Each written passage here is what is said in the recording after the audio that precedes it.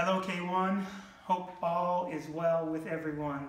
First, let me say happy Good Friday. I know it doesn't really feel like it's Easter time, but it is. So happy Good Friday today, and happy Easter for Sunday. Today is Friday that I'm taping this. And either good morning, good afternoon, good evening, depending on when you see this. Blessings to you all. I pray that you guys enjoy your Easter with your families, whomever you're spending your time with. Blessings to you in that regard. What I want to talk to you about today is, the title of the message is The New Spiritual Normal. The New Spiritual Normal. I don't know if you remember during 9/11, during that time, there was a significant increase in church attendance during that time. I think people were fearful, and they were really looking to God. And so a lot of Christians who weren't going to church, and maybe some Christians, maybe some non-Christians, were beginning to go to church. But then after a few weeks, all of those people that had been going to church decided not to go to church anymore. They just sort of fell off when they felt like things were sort of going back to normal. And what I want to talk to you about today is, I believe that God is doing something in us. He is increasing our faith. He's moving us from one level of faith to another level of faith in this crisis. And what I don't want to see happen, and what I believe God is saying that He doesn't want to see happen, is that after this crisis dissipates, that we'll go back to normal, where we were before this crisis. This crisis has created in us a greater degree of faith, a greater degree of trust, a greater degree of knowing God. And I believe God is saying, okay, after this crisis is over, I don't want you to go back to where you were before this crisis. I want you to stay at a new normal. So if this was where we were in our faith, in our spirituality, and after this crisis we were here, God is saying, I don't want you to go back to this place. I want you to stay here. And oftentimes what crises can do for us, it actually can give us a greater level of increase in our spirituality, in our faith, because it requires that we trust God at a completely new level. The issue is not going back to a previous level we were before the crisis. And so what I want to spend some time talking about today is this new spiritual normal. This new spiritual normal. I got a story that I want to read to you in Mark 8, if you want to turn there. It's an example of defaulting back to an original normal, when in fact these individuals who were part of this story, the disciples, actually had access to a greater spiritual reality that they lost. And I want to share that story with you, because I don't want that to be the reality for us. So if you can turn to Mark 8, and I'm actually going to take the time to walk you through, to read through the first 21 verses. So if you want to follow along with me, that would be good. I tried to figure out a way to chop it up so it wouldn't take so long, but to get the gist of the story, I kind of need to read the whole thing. Okay, verse 1. About this time, another large crowd had gathered, and the people ran out of food again. Okay, this is the second time Jesus multiplies the food. The first time was with 5,000 men, and this time it's with 4,000 men, but this is the second time. Jesus called his disciples and told them, I feel sorry for these people. They have been here with me for 3 days, and they have nothing left to eat. If I send them home hungry, they will faint along the way, for some of them have come a long distance. His disciples replied, how are we supposed to find enough food to feed them out here in the wilderness? Jesus asked, how much bread do you have? 7 loaves, they replied. So Jesus told all the people to sit down on the ground. Then he took the 7 loaves, thanked God for them, and broke them into pieces. He gave them to his disciples, who distributed the bread to the crowd. A few small fish were found too, so Jesus also blessed these and told the disciples to distribute them. They ate as much as they wanted. Afterward, the disciples picked up 7 large baskets of leftover food. There were about 4,000 men in the crowd that day, and Jesus sent them home after they had eaten. Immediately after this, he got into a boat with his disciples and crossed over to the region of Dalmanutha. When the Pharisees heard that Jesus had arrived, they came and started to argue with him, testing him. They demanded that he show them a miraculous sign from heaven to prove his authority. When he heard this, he sighed deeply in his spirit and said, "Why do these people keep demanding a miraculous sign? I tell you the truth, I will not give this generation any such sign." So he got back into the boat and left them, and he crossed over to the other side of the lake. But the disciples had forgotten to bring any food. They had only 1 loaf of bread with them in the boat. As they were crossing the lake, Jesus warned them, "Watch out, beware of the yeast of the Pharisees and of Herod." At this they began to argue with each other because they hadn't brought any bread. Jesus knew what they were saying, so he said, "Why are you arguing about having no bread? Don't you know or understand even yet? Are your hearts too hard to take it in? Have you eyes, can't you see? Have you ears, can't you hear? Don't you remember anything at all? When I fed 5,000 with 5 loaves of bread, how many baskets of leftovers did you pick up afterwards?" 12, they said. "And when I fed 4,000 with 7 loaves, how many large baskets of leftovers did you pick up?" 7, they said. "Don't you understand yet?" he asked them. Here's interesting. Jesus feeds 5,000, he feeds 4,000, and they're in the boat. And what's interesting is they only have 1 loaf of bread, but they're arguing about why did anybody bring more food. Jesus recognizes this, and he says, "Hey guys, don't you remember? Don't you perceive? Don't you understand? Have you eyes? Have you ears?" And then he takes them through the miracles. How many leftover baskets when I fed 5,000 did I pick up? 12. How many leftover baskets when I fed 4,000 did I pick up? 7. He's walking them through this, and he's like, "Are your hearts so hardened that you can't understand what happened?" Let's look at verse 4. Verse 4 is a key for us. I'll read it again. His disciples replied, "How are we supposed to find enough food to feed them out here in the wilderness?" What a horrible question to ask Jesus after he's fed 5,000. What a horrible question. What this question means is we didn't learn anything and we didn't understand who he was when he fed 5,000. We have no recollection, no spiritual insight about what happened and who did it. We went completely back to zero. We have no new frame of spiritual reference, which is why we ask this question: how are we supposed to get food in the wilderness? It's such a sad, sad, sad, sad statement from the disciples' vantage point that they have no understanding that Jesus is with them. Rather than allow God to fill us with hope, faith, and trust through continued church attendance, when 9/11 happened, people just reverted right back to where they were. They had lost the hope that they had gained. They had lost the trust they had gained. They had lost the faith they had gained in that crisis.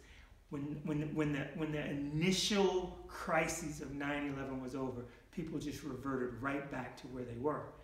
And it's so unfortunate. And we see the same thing that happens to the disciples. God breaks in on them. He does this tremendous miracle. Tremendous miracle. The purpose of the miracle was not only to feed them and the 5,000 or the 5,000 men and their families, but it was also designed to take them up spiritually. It was designed to increase their faith significantly. It didn't do it. And them being in this boat, making these statements about arguing over who brought food, nobody has enough bread, all we have is a loaf. And Jesus actually has to sort of rebuke them in the questions that he's asking them. Hey, are your hearts so hardened that you missed the lesson about the loaves and the fishes? You just completely missed that lesson. Sometimes I think what happens is we need crises in a situation from time to time to actually enhance our spirituality, to actually enhance our faith. And this virus certainly is a crisis that actually is moving us up to a new spiritual reality, to a new sense of faith, a new level of trust, a new level of hope in God. And God is saying, after this is over, I don't want you to go back to where you were before this crisis. Understand what you've come up into. I've called you higher. I've brought you higher. Understand that you've come up a notch, of maybe even a few notches, depending on where you were before.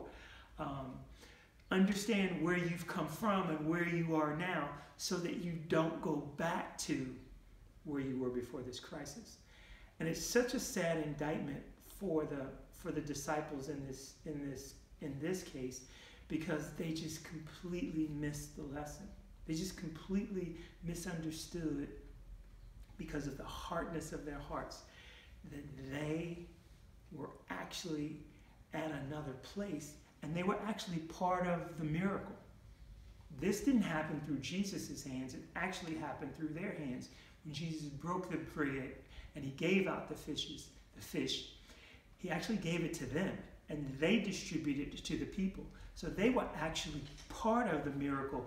And yet, the first thing they think of when they find themselves in an almost identical situation, the only thing that they can think of is, how are we going to get bread in the wilderness?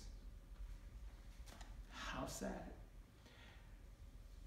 This crisis that we find ourselves in, when we get through it and we find ourselves in another crisis, we should think about where God has brought us to, and that we should think very differently about a crisis that we come to later down the road, that we don't go back to a norm that we had before we got to this crisis.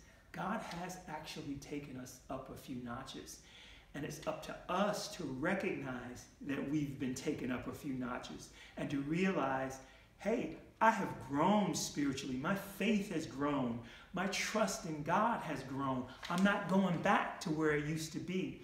That I actually have used this crisis to actually work out my faith, to work out my trust, so that now I leave this crisis greater than when I entered this crisis. I want to take you to an interesting scripture. This is Mark 6. This is when Jesus feeds the 5,000. And verse 50. This is after he feeds the 5,000. He's walking on water. Okay, verse 50. It says, they were all terrified when they saw him, because he's walking on the water. They were all terrified when they saw him. But Jesus spoke to them at once. Don't be afraid, he said. Take courage, I am here. Then he climbed into the boat, and the wind stopped.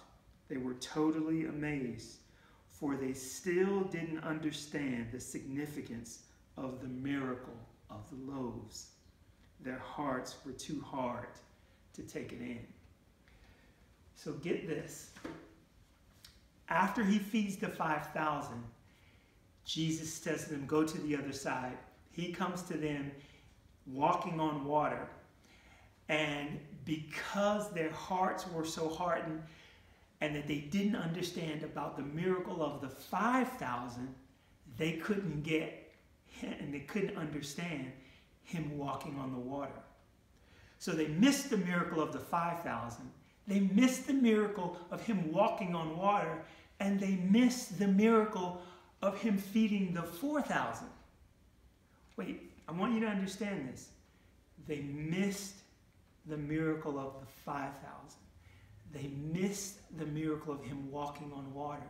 You would think that when they got to him needing to feed 4,000, they would have clued in, no. We've seen him feed 5,000. We've seen him walk on water. There is an answer to the fact that we need food and we're in the wilderness. Jesus, we know you can do something. Tell us what you want us to do, because we believe. We've seen you feed 5,000. We've seen you walk on water. And yet, they miss both. They miss the feeding of the 5,000. They miss the fact that he walks on water. And now they're here with him needing to feed 4,000, and they don't even have a clue. Really, really sad. It's really sad. And I believe God is saying to us that if we're not careful, we will be those who will miss what God has done in this season, and we'll have hardened hearts, and we'll go back to square one before this crisis even started. And it's a sad indictment on our part, because if the kingdom of God is constantly advancing, then we should expect that God is doing something in us all the time, despite the significance of the crises. We should still expect that we can grow, especially in crisis time, because that's when our antenna are up and we're actually praying, we're actually seeking God for a new level of faith, for a new level of trust, for a new level of hope. We should expect that our hope is going to increase, our trust in him is going to increase, our faith in him is going to increase. We should expect for the increase to come. And when it comes, and after the crisis has dissipated, we shouldn't revert to where we were before the crisis. Mm-hmm. This is what happened with the disciples. We can look at them and we can say, how stupid can you be? You saw Jesus feed 5,000. You saw him walk on water, and you act like he didn't even do either of those things when it comes to feeding 4,000. Yeah, but you know what? We can be just like that. We can be just like that. And so it's incumbent upon us to realize, I have grown. I have a new spiritual norm that doesn't take me back to where I was before this crisis. Because you know what? This new spiritual norm that I'm at right now, that new spiritual norm is actually preparing me for the next crisis, so that I can be victorious in the next thing that I find that comes into my life. It may not be as significant as this virus, but I can tell you there's going to be something else that comes into our lives individually or corporately, whatever happens. And so God is actually preparing us, and he's wanting to use this crisis. He didn't orchestrate the crisis, but he can actually use it for our benefit, for our goal, for our good, so that in this next thing, whatever this next thing is, that we actually can be victorious in the next thing, because we've understood that we've increased our new spiritual reality in this season. We have to understand that this is a new season for us to grow in the things of God and to increase in our hope, in our trust, and in our faith. It's in that we move from one level of faith to another level of faith. One level of hope and trust to another level of hope and trust. That's the Christian experience. From one level to a new level. And that we never go back to where we began. And that we're constantly growing, we're constantly increasing from one thing to another. That's what God is wanting. That's to ensure that we become the people of God that he wants us to be. And that we don't stay weak, insipid Christians who are crying out to God, Lord, save me, save me, save me, when the next crisis comes, when God is saying, hey, just like Jesus is saying, hey, how many baskets did you pick up when I fed 5,000? How many baskets did you pick up when I fed the 4,000? Didn't you see me walk on water? Are your hearts too dull and too hardened that you just completely missed the lesson? He doesn't want that to be us. I don't want that to be us.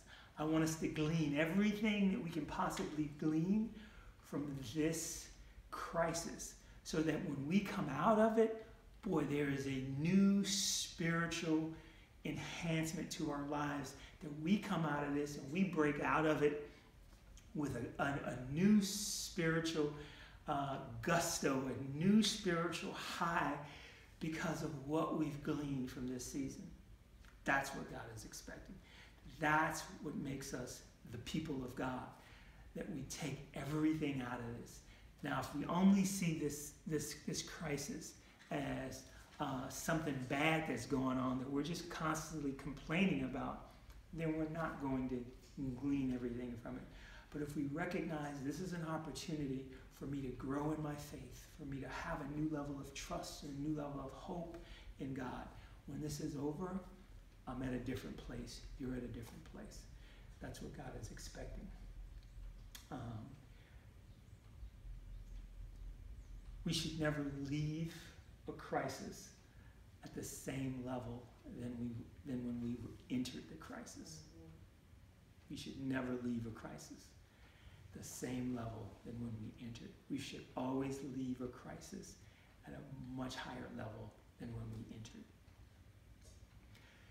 I just want to pray for you, that we would have eyes to see. Lord, give us eyes to see and ears to hear what you're doing in this season.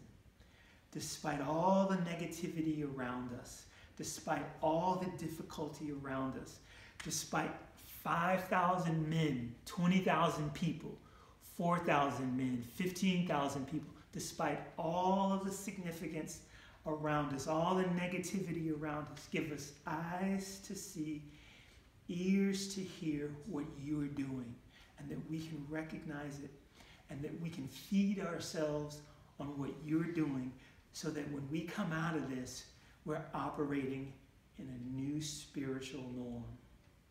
That's what I pray.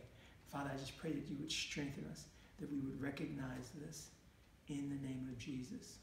Well, K1, I just want to say blessings to you. Enjoy your weekend with your family, Easter weekend. God bless you. Take care of yourselves. Take care of the people around you.